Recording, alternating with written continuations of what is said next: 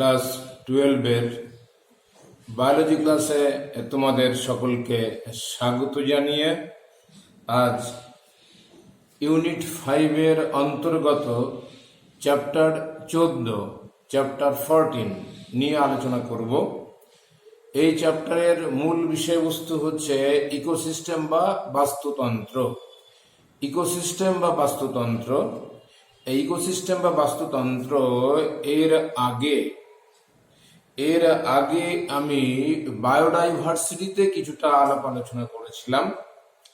এছাড়াও ক্লাস 9-এ কিন্তু তোমরা ইকোসিস্টেমটা অনেকটাই পড়েছ। সেই অংশগুলোর অন্তত 80% ক্লাস 12-এর ইউনিট 5-এর 14 নম্বর চ্যাপ্টারে রয়ে গেছে। নর্মালি এখান থেকে খুব বেশি প্রশ্ন আসে না।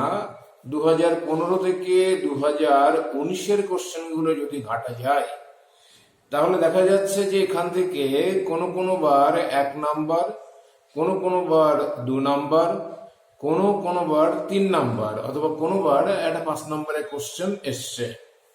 যাই হোক, আমরা ক্লাস 12-এ অর্থাৎ উচ্চ মাধ্যমিকের সিলেবাস অনুযায়ী এবং প্রশ্নের ধরন অনুযায়ী আমরা কোনো একটি চ্যাপ্টার বাদ দিয়ে চলে যেতে পারি না। প্রতিটি চ্যাপ্টারের সিলেবাসের অন্তর্গত অংশগুলো আমাদের খুব ভালো করে পড়তে হয়।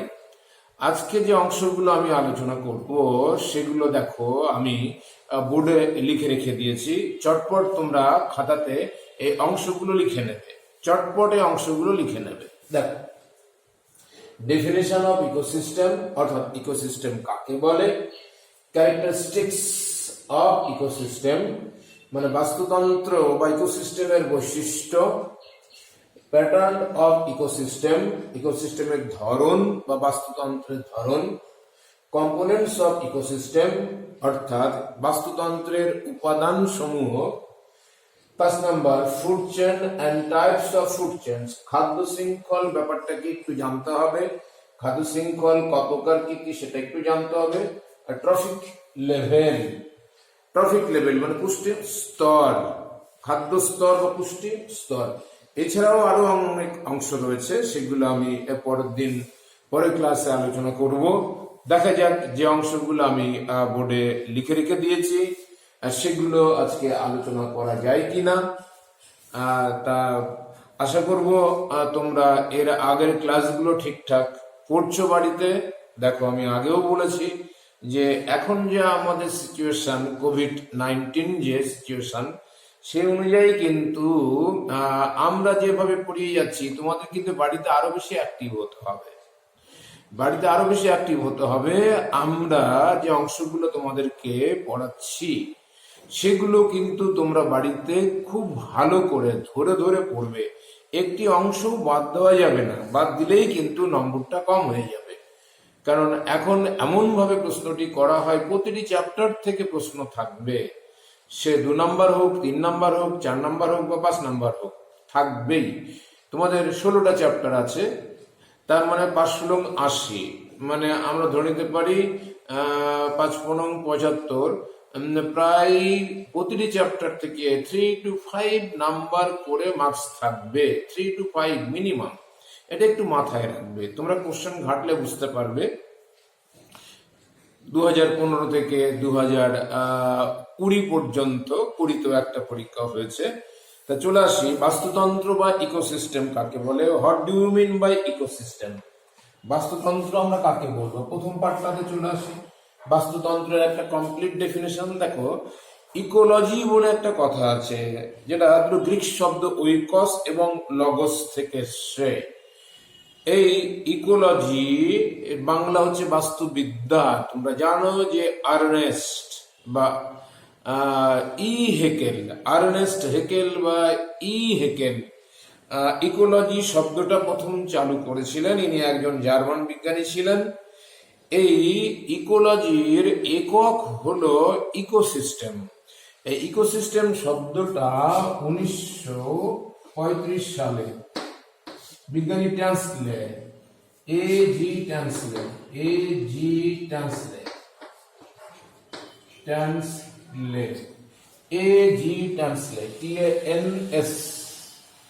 Tansley, AG Tansley, AG Tansley এটা মাথায় রাখবে, TANSLEY, LEY, এজি ট্যান্সলে 1935 সালে জীবন বায়োলজিতে বা জীবন বিজ্ঞানে প্রথম ইকোসিস্টেম শব্দটা চালু করেছিলেন। এখন এই ইকোসিস্টেমের একটা কমপ্লিট ডেফিনেশন তোমাদের জানতে হবে।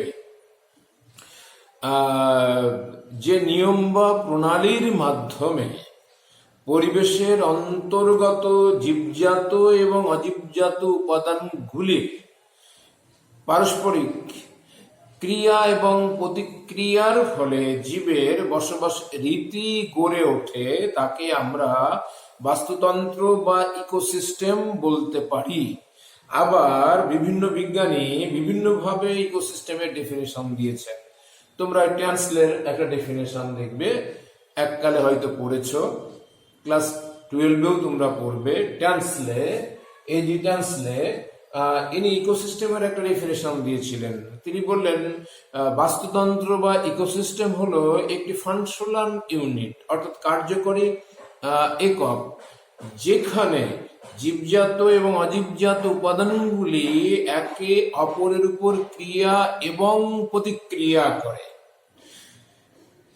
আবার বলছি, অ্যাকর্ডিং টু ট্যান্সলে, বাস্তুতন্ত্র বা ইকোসিস্টেম হলো একটি কার্যকরী একক, যেখানে মানে ইকোলজির একটি কার্যকরী একক, যেখানে জীবজাত এবং অজীবজাত উপাদানগুলো একে অপরের উপর ক্রিয়া এবং প্রতিক্রিয়া করে। এটা হচ্ছে বিজ্ঞানী ট্যান্সলে, ইনি কিন্তু ব্রিটিশ বিজ্ঞানী ছিলেন, ব্রিটিশ বিজ্ঞানী এজি ট্যান্সলে। ইনি একজন বেশ ন্যাচারাল সায়েন্টিস্ট, বিশেষ করে আমরা বলবো প্রকৃতি বিজ্ঞানী। বিশেষ করে ইনি ইকোলজির উপরে, ইকোসিস্টেমের উপরে অনেক কাজ করেছিলেন। আবার বিজ্ঞানী ওডামের একটা ডেফিনেশন আছে, 1906 সালে বিজ্ঞানী ওডাম একটা ডেফিনেশন দিয়েছিলেন।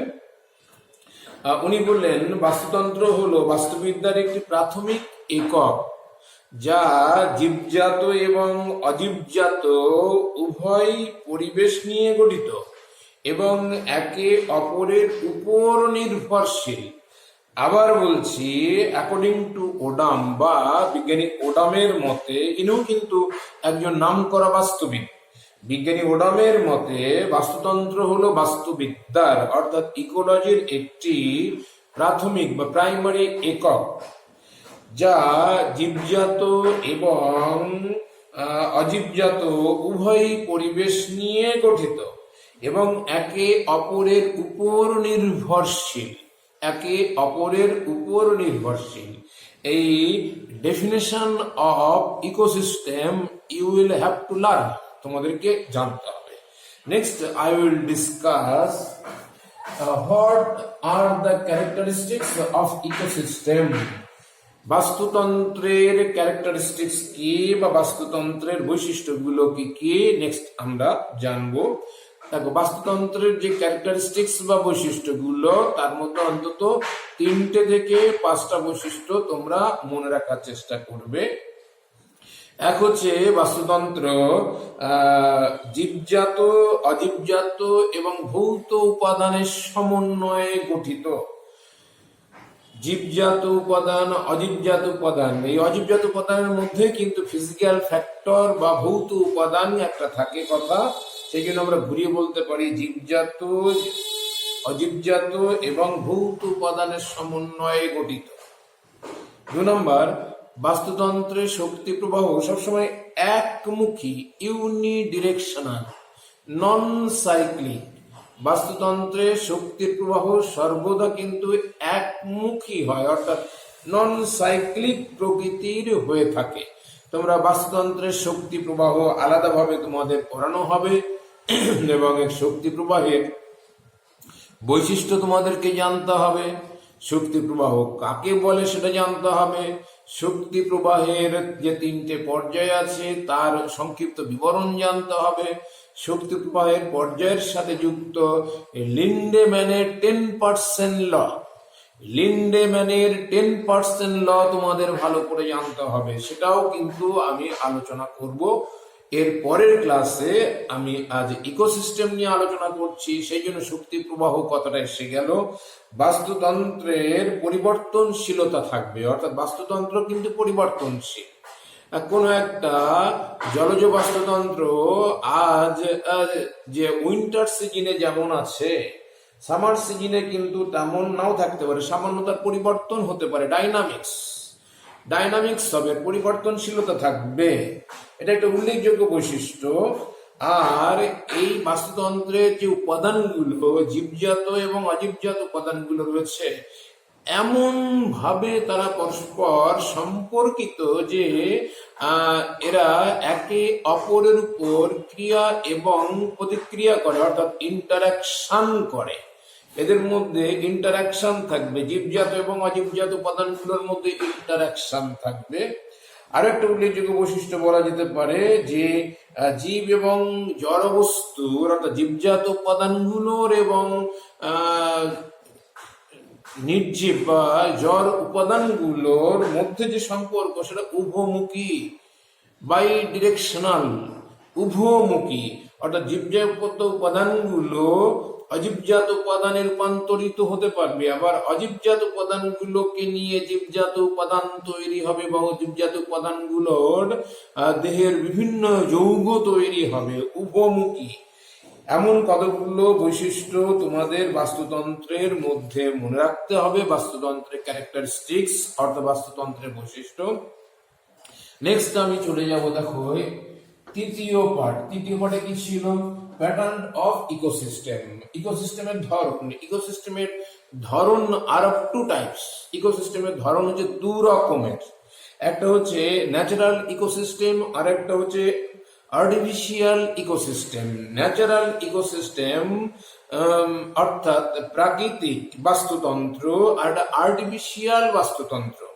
প্রাকৃতিক বাস্তুতন্ত্র বা ন্যাচারাল ইকোসিস্টেম কিন্তু আবার তোমার টেরেস্ট্রিয়াল হতে পারে। টেরেস্ট্রিয়াল মানে হচ্ছে স্থলজ, এবং অ্যাকুয়াটিক হতে পারে, অর্থাৎ জলজ বাস্তুতন্ত্র হতে পারে। আবার বলছি যে বাস্তুতন্ত্র are of two types, natural ecosystem and artificial ecosystem.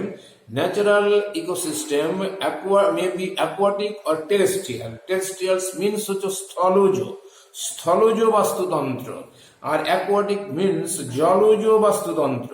এই যে টেরেস্ট্রিয়াল বাস্তুতন্ত্র যেটা আমি বললাম, এদের মধ্যে আবার ফরেস্ট ইকোসিস্টেম হতে পারে, আবার গ্রাসল্যান্ড ইকোসিস্টেম হতে পারে, মানে তৃণভূমির বাস্তুতন্ত্র, গ্রাসল্যান্ড।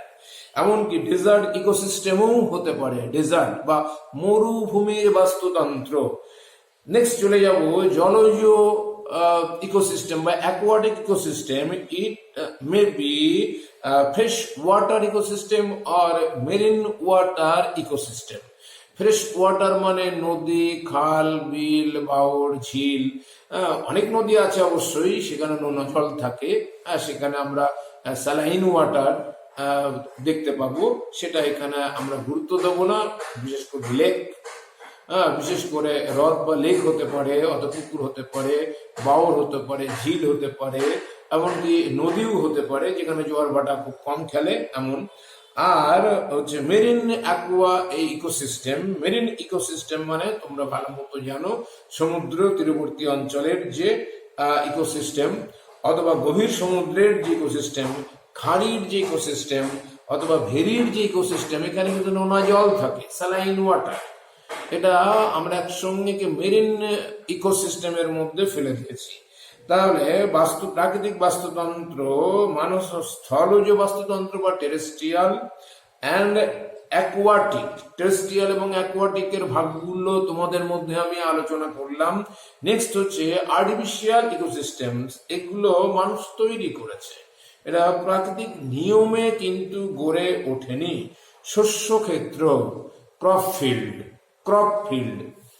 ফিল্ডে আমরা যে ইকোসিস্টেম দেখতে পাবো সেগুলো হবে, অর্থাৎ ধান ক্ষেত হতে পারে, ভুট্টা ক্ষেতের ইকোসিস্টেম হতে পারে, অথবা গম ক্ষেতের ইকোসিস্টেম হতে পারে, অথবা ডাল শস্য চাষ করা হয়েছে সেই ক্ষেতের ইকোসিস্টেম হতে পারে, আখ চাষ করা হয়েছে তার ইকোসিস্টেম হতে পারে, তুলো চাষ করা হয়েছে কার্পাস তুলো, তার ইকোসিস্টেম হতে পারে, এমনকি অয়েল সিড বা তৈলবীজ চাষ করা হয়েছে তার ইকোসিস্টেম হতে পারে। এগুলো কিন্তু সব শস্য ক্ষেত্র, এগুলো কিন্তু মানুষ তৈরি করেছে, এগুলো কৃত্রিম উপায়ে তৈরি এবং মানুষ জীব সম্প্রদায়কে এগুলো নিয়ন্ত্রণ করে। তা এগুলো কৃত্রিম বা আর্টিফিশিয়াল ইকোসিস্টেমের এক্সাম্পল হলো। তাহলে প্যাটার্ন অফ ইকোসিস্টেম বিষয়ে তোমাদের একটা বেসিক ধারণা আমি দিয়েছি, আশা করি এটা তোমাদের মনে থাকবে। নেক্সট আমরা চলে যাব যে কম্পোনেন্টস অফ ইকোসিস্টেম। দেখো components of ecosystem, components of ecosystem অর্থাৎ বাস্তুতন্ত্রের উপাদান।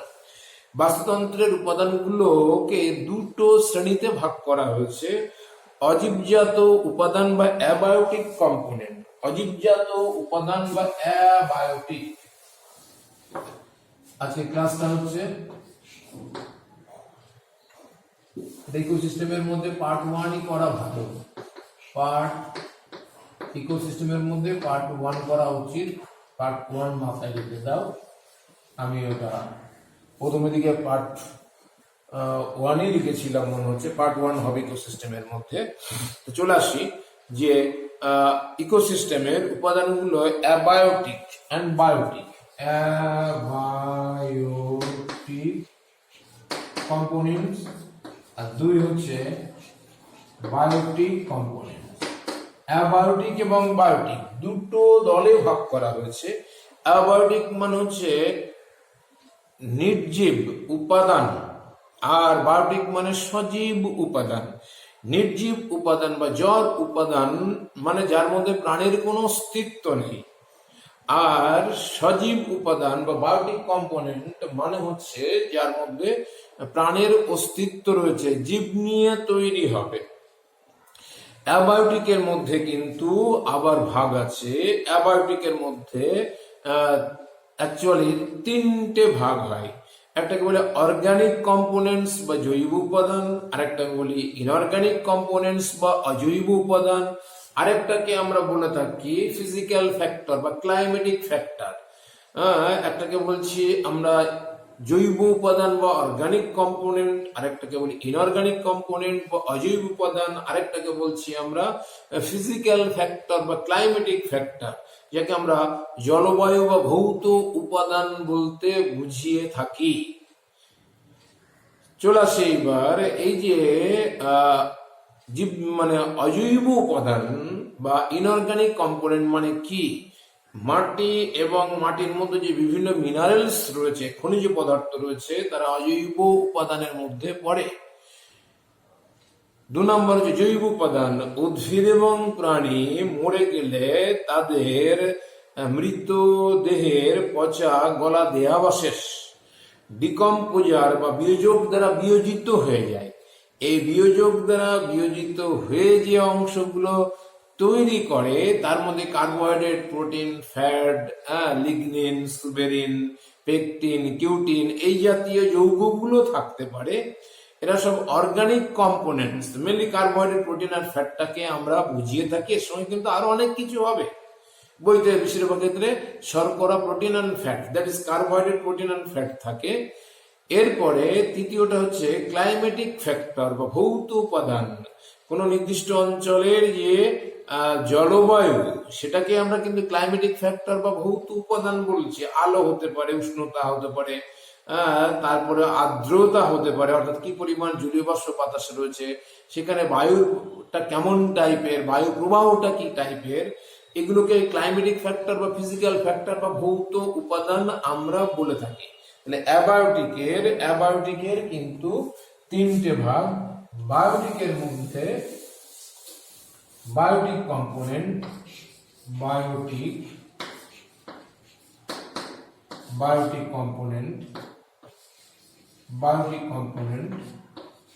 বায়োটিক কম্পোনেন্টের মধ্যে 2টো ভাগ আছে। বায়োটিক কম্পোনেন্টের মধ্যে 2টো ভাগ। একটাকে বলা হয় অটোট্রফিক বা স্বভোজী উপাদান, আরেকটাকে বলা হয় হেটারোট্রফিক অর্থাৎ পরভোজী উপাদান। স্বভোজী এবং পরভোজী উপাদান। স্বভোজী উপাদান মানে হচ্ছে যারা নিজ দেহে খাদ্য তৈরি করতে পারবে, নিজের প্রয়োজনীয় খাদ্য নিজের দেহেই তৈরি করতে পারবে, তাদেরকে আমরা অটোট্রফিক কম্পোনেন্টস বলবো, স্বভোজী উপাদান বলবো। এদের মধ্যে আবার দুটো ভাগ আছে, একটাকে বলে ফটোসিনথেটিক আর একটাকে বলা হয় কেমোসিনথেটিক। ফটোসিনথেটিক মানে ক্লোরোফিল কণা থাকবে, ক্লোরোফিল কণার সাহায্য নিয়ে তারা সূর্যের আলোর সাহায্যে নিজ দেহে কার্বোহাইড্রেট বা শর্করা জাতীয় খাদ্য তৈরি করবে, মেনলি গ্লুকোজ। এদের ফটোসিনথেটিক কম্পোনেন্টস বলা হবে স্বভোজীদের মধ্যে। আর একদল কেমোসিনথেটিক অর্থাৎ রসায়ন সংশ্লেষকারী, নাইট্রোসোমোনাস এবং নাইট্রোব্যাক্টর। এদের মধ্যে এক্সাম্পল আমরা বলে থাকি। এরা কি করে, কোনো কেমিক্যালসটাকে ভেঙে দেয়, ভেঙে দিয়ে তার থেকে এনার্জি নিয়ে থাকে, সেই এনার্জি নিয়ে এরা নিজ দেহে খাদ্য তৈরি করে থাকে। এদেরকে বলা হয় কেমোসিনথেটিক কম্পোনেন্ট। আর এই ব্যাকটেরিয়াগুলোকে কেমোসিনথেটিক ব্যাকটেরিয়া বলা হয়, পদ্ধতিকে বলা হয় কেমোসিনথেসিস। ওটা ফটোসিনথেসিস, এটা কেমোসিনথেসিস। এবং এক্ষেত্রে কিন্তু এরা মানে বিশেষ করে কোন রকমের সূর্যের আলো ব্যবহার করে না। এরা কোনো যৌগ কেমিক্যালস ব্যবহার করবে, রাসায়নিক যৌগ ব্যবহার করবে, তাকে ভাঙবে, ভেঙে তার থেকে এনার্জিটা নেবে, সেই এনার্জিটা নিয়ে এরা কিন্তু খাদ্য তৈরি করবে, যার মাধ্যমে পুষ্টি উপাদানগুলো ওরা সংশ্লেষ করে থাকবে।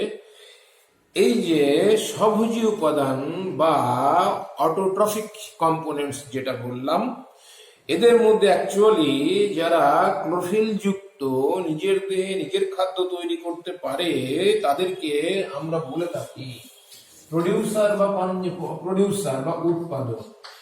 উৎপাদক বলে থাকি, উৎপাদক বা প্রোডিউসার বলে থাকি, উৎপাদক বা প্রোডিউসার বলে থাকি, উৎপাদক বা প্রোডিউসার বলে থাকি। অর্থাৎ স্বভোজী উপাদানগুলোকেই আমরা অ্যাকচুয়ালি উৎপাদক বলতে পারি। উৎপাদক মানে আমরা ধরে নেব সবুজ কণাযুক্ত জীবেরা অর্থাৎ উদ্ভিদেরা। যে সমস্ত উদ্ভিদের দেহে ক্লোরোফিল কণা থাকবে এবং নিজেদের দেহে নিজেরা খাদ্য তৈরি করতে পারবে, সূর্যের আলো, জল, কার্বন ডাই অক্সাইড নিয়ে ক্লোরোফিল যুক্ত কোষের মধ্যে, তাদেরকে আমরা স্বভোজী জীব বলে থাকি। আর পদ্ধতিকে বলি, খাদ্য তৈরি করার পদ্ধতিকে বলি আমরা সালোক সংশ্লেষ। এই সালোক সংশ্লেষকারী জীবগুলোকে আমরা অ্যাকচুয়ালি কিন্তু উৎপাদক বা প্রোডিউসার বলে থাকি। তাহলে মানে স্বভোজী উপাদান বলতেই কিন্তু আমরা ঘুরিয়ে বলতে পারি প্রোডিউসার বা উৎপাদক। আর দ্বিতীয় যেটা হেটারোট্রফিক উপাদান বা কম্পোনেন্টস যেটা বলছি, পরভোজী উপাদান, তাদের মধ্যে কিন্তু আবার দুটো ভাগ আছে। পরভোজী উপাদান, পরভোজী, পরভোজী, পরভোজী উপাদান বা হেটারোট্রফিক কম্পোনেন্টস। এদের মধ্যে দুটো ভাগ আছে, এটা হচ্ছে ম্যাক্রো কনজিউমার, ম্যাক্রো কনজিউমার, আর একটা হচ্ছে মাইক্রো কনজিউমার। ম্যাক্রো এবং মাইক্রো কনজিউমার, ম্যাক্রো কনজিউমার এবং মাইক্রো কনজিউমার। দেখো এখানে ভালো করে খেয়াল করে, ম্যাক্রো কনজিউমার এবং মাইক্রো কনজিউমার।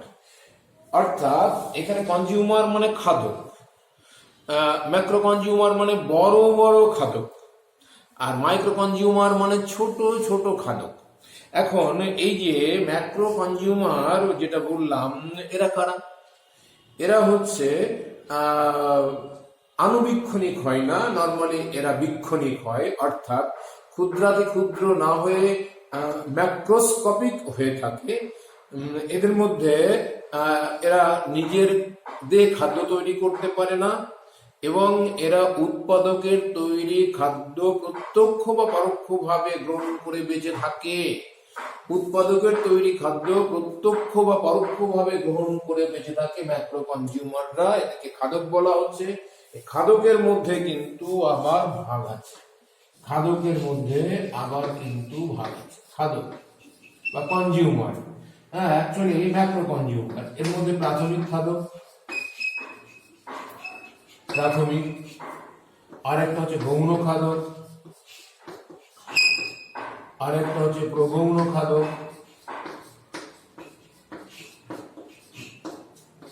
আরেকটা ভাগও হতে পারে সর্বোচ্চ শ্রেণীর খাদক। কিন্তু বেশিরভাগ ক্ষেত্রে আমরা তিনটে ভাগ করে থাকি, চারটে ভাগও আমরা করতে পারি। প্রথম শ্রেণীর বা প্রাথমিক খাদক প্রাইমারি কনজিউমার, দ্বিতীয় শ্রেণীর খাদক বা সেকেন্ডারি কনজিউমার বা গৌণ খাদক, 3 নম্বর প্রগৌণ খাদক বা টারশিয়ারি কনজিউমার, আর কখনো কখনো সর্বোচ্চ শ্রেণীর খাদক বলেও একটা শব্দ ইউজ করা হয় খাদ্য শৃঙ্খলের ক্ষেত্রে। কোনো কোনো জায়গায় থাকতে পারে, কোনো কোনো খাদ্য শৃঙ্খলে নাও থাকতে পারে। এই খাদক বা কনজিউমার উৎপাদকের তৈরি খাদ্য প্রত্যক্ষ বা পরোক্ষভাবে গ্রহণ করে বেঁচে থাকে এবং পুষ্টিক্রিয়া সম্পন্ন করে। উৎপাদক, এই প্রাথমিক খাদক মানে যারা উৎপাদকদের সরাসরি খাবার শাকাশী বা তৃণভোজী হয়ে থাকে। যেমন আমরা ধরে নিতে পারি ফড়িং বা হরিণও ধরতে পারি, ঘাস তাকে হরিণ খাচ্ছে। এইবার এই হরিণকে আবার বাঘেরা খাচ্ছে, তাহলে বাঘ হচ্ছে এখানে গৌণ খাদক, বাঘেরা হচ্ছে গৌণ খাদক। আবার যদি আমরা আরেকটা শৃঙ্খলের মধ্য দিয়ে এগোতে থাকি, খাদ্য শৃঙ্খলের মধ্য দিয়ে ঘাস, ফড়িং, ব্যাঙ, সাপ এবং বাজ পাখি। কি বললাম? ঘাস উৎপাদক, তাকে খাচ্ছে ফড়িং, প্রাথমিক খাদক তাকে খাচ্ছে ব্যাঙ, গৌণ খাদক তাকে খাচ্ছে সাপ, প্রগৌণ খাদক তাকে খাচ্ছে বাজ পাখি অথবা ময়ূরও হতে পারে। বাজ পাখি বা ময়ূর হতে পারে, বিশেষ করে বাজ পাখিটা, ময়ূর তো সর্বভুক তোমরা জানো, বাজ পাখিরা আবার মাংসাশী হয়ে থাকে। বাজ পাখি এটা সর্বোচ্চ শ্রেণীর খাদক। তাহলে এখানে খাদকের সংখ্যা কিন্তু মোট 4টে হলো, প্রাথমিক, গৌণ, প্রগৌণ অ্যান্ড সর্বোচ্চ শ্রেণীরই খাদক, 4টে ভাগ হলো। কোনো কোনো ক্ষেত্রে খাদকের আমরা কিন্তু খাদ্য শৃঙ্খলের ধরন অনুযায়ী প্রাথমিক আর গৌণও দেখতে পারি, প্রাথমিক গৌণ প্রগৌণও দেখতে পারি, অথবা প্রাথমিক গৌণ প্রগৌণ আর সর্বোচ্চ শ্রেণীর আমরা দেখতে পারি। এই খাদক বিষয়ে আইডিয়া তোমাদের মাথায় রাখতে হবে। একমাত্র প্রাথমিক খাদকেরা কিন্তু তৃণভোজী বা শাকাশী হবে, বাকিরা মাংসাশী হবে। খাদকেরা এই জন্য বলা হয় প্রত্যক্ষ বা পরোক্ষভাবে উৎপাদকের উপর নির্ভরশীল। প্রাথমিক খাদক সরাসরি উৎপাদকের উপর নির্ভরশীল, বাকি খাদকেরা বা কনজিউমাররা কিন্তু উৎপাদকের উপরে পরোক্ষভাবে নির্ভরশীল। এটা একটু মাথায় রাখতে হবে। এরপরে কনজিউমারের পরে আরেকটা ভাগ আছে যেটা আমি লিখেছিলাম micro consumer. Micro consumer are called decomposer, that is বিয়োজক বলা হয়। উৎপাদক এবং খাদক মরে গেলে তাদের দেহের জটিল জৈব যৌগগুলোকে বিশ্লেষিত করে সরল জৈব এবং অজৈব যৌগে অথবা মৌলতে রূপান্তরিত করে যারা, তাদেরকে বিয়োজক বা ডিকম্পোজার বলা হয়। যেমন মৃতজীবী ছত্রাক হতে পারে, মৃতজীবী ব্যাকটেরিয়া হতে পারে, আদ্য প্রাণী হতে পারে। এরা উদ্ভিদ এবং প্রাণী মরে গেলে তাদের যে ডিকম্পোজ দেহ, অর্থাৎ মৃত পচা গলা জীবদেহ, তার যে জটিল জৈব যৌগগুলো রেখে তাকে আদ্র বিশ্লেষিত, তাকে ভেঙে দেয়, তাকে ডিকম্পোজ করে দেয়, দিয়ে তাকে সরল মৌল এবং যৌগে রূপান্তরিত করে প্রকৃতিতে ফিরিয়ে দেয়, মাটির সঙ্গে মিশিয়ে দেয়, অথবা কিছুটা বায়ুমণ্ডলে বের করে দেয়।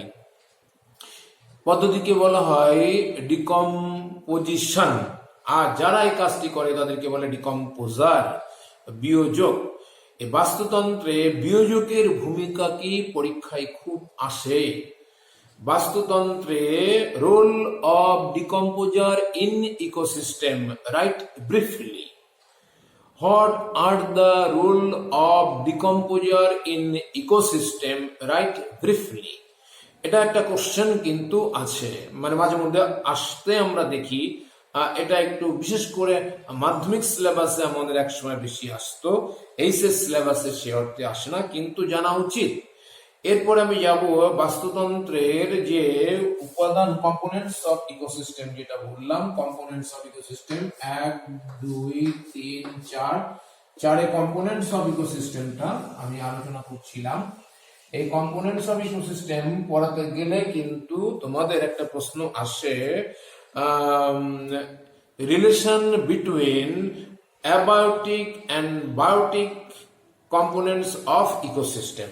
বাস্তুতন্ত্রের উপাদানগুলির পারস্পরিক সম্পর্ক লেখো। বাস্তুতন্ত্রের উপাদানগুলির পারস্পরিক সম্পর্ক লেখো, এমন একটা প্রশ্ন কিন্তু ক্লাস 12-এ আমরা অনেক সময় কোশ্চেন ব্যাংকের মধ্যে বা টেস্ট পেপারের মধ্যে দেখতে পাই। দেখো, বাস্তুতন্ত্রের উপাদানগুলোকে দুটো দলে ভাগ করা যায়, আমি একটু আগে বলে এলাম, অজীবজাত উপাদান এবং জীবজাত উপাদান। এই অজীবজাত উপাদানগুলি নিয়ে জীবজাত উপাদানের মধ্যে উৎপাদকেরা খাদ্য তৈরি করে এবং এই উৎপাদক এবং খাদকেরা মরে গেলে তাদের দেহের জটিল জৈব যৌগগুলোকে ভেঙে দিয়ে বিয়োজকেরা সরল মৌল এবং যৌগে রূপান্তরিত করে এবং বিয়োজকেরা তাদের পুষ্টি পদার্থ সংগ্রহ করে। মাথায় রাখবে, বিয়োজকের কিন্তু এমনি খুব একটা শখ হয়নি। তারা শখ করে কিন্তু কখনো ওই একটা মানুষ মরে গেল, তাকে মাটিতে পুঁতে দেওয়া হলো, তার দেহের বিয়োজন ঘটিয়ে দিল, এটা কিন্তু এমনি এমনি করে না, একটা উদ্দেশ্য থাকে। ওই ডিকম্পোজিশনের মাধ্যমে তারা ওখান থেকে পুষ্টি পদার্থ সংগ্রহ করে, এটাই হচ্ছে তাদের নিজস্ব লাভ। আর আমাদের কি লাভ? আমাদের লাভ হচ্ছে ওই যে উদ্ভিদ এবং প্রাণী মরে গেল, তাদের পচাগোলা জীবদেহা অশেষ কে ভেঙে দিয়ে যে সরল মৌল এবং যৌগে রূপান্তরিত করলো, সেটা মাটিতে মিশে যায় এবং সেগুলো আবার মাটিতে সার হিসাবে বা ম্যানিউর হিসাবে থেকে যায়। ওগুলো আবার ওই জীবজাত উপাদান, বিশেষ করে উৎপাদকেরা পুষ্টি পদার্থ রূপে মাটি থেকে নিয়ে নিজের দেহে আবার খাদ্য তৈরি করে। এই হলো বাস্তুতন্ত্রের উপাদানগুলির পারস্পরিক সম্পর্ক। আবার বলি, অজীবজাত উপাদানগুলোর একটু সংক্ষিপ্ত বিবরণ দিয়ে বলবে। অজীবজাত উপাদানগুলো নিয়ে জীবজাত উপাদানের অন্তর্গত যারা প্রডিউসার অর্থাৎ উৎপাদক অর্থাৎ স্বভোজী উপাদান, তারা নিজেদের খাদ্য তৈরি করে। এই উৎপাদকের তৈরি খাদ্য খাদকেরা প্রত্যক্ষ বা পরোক্ষ ভাবে গ্রহণ করে বেঁচে থাকে। এই উৎপাদক এবং খাদক তো সারা জীবন ধরে বাঁচবে না, তারা একদিন না একদিন মরবে, জন্মিলে মরিতে হবে, আমরা যে কথাটা শুনে এসছি।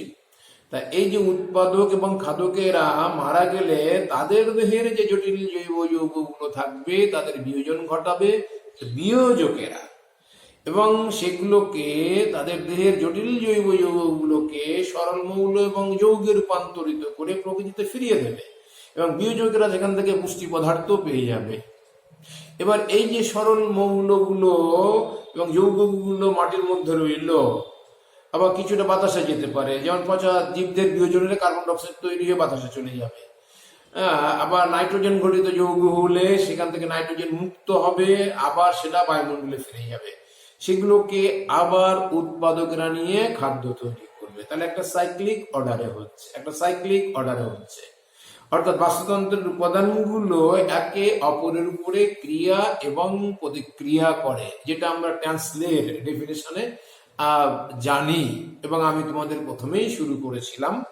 তাহলে যে অংশগুলো আমি ব্ল্যাকবোর্ডে লিখেছিলাম 1, 2, 3, 4, 5, 6, তার মধ্যে 1 থেকে 4 পর্যন্ত আজকে আমি আলোচনা করে দিলাম। এর পরের অংশগুলো আগামী দিনের ক্লাসে আলোচনা করব। যে অংশগুলো আলোচনা করে দিচ্ছি সেগুলো তোমরা ভালো করে নোট করে নাও, নিয়ে বই দেখে দেখে খুব ভালো করে পড়ো। আজ এখানেই শেষ করব। সবাই খুব ভালো থেকো, সুস্থ থেকো এবং সাবধানে থেকো।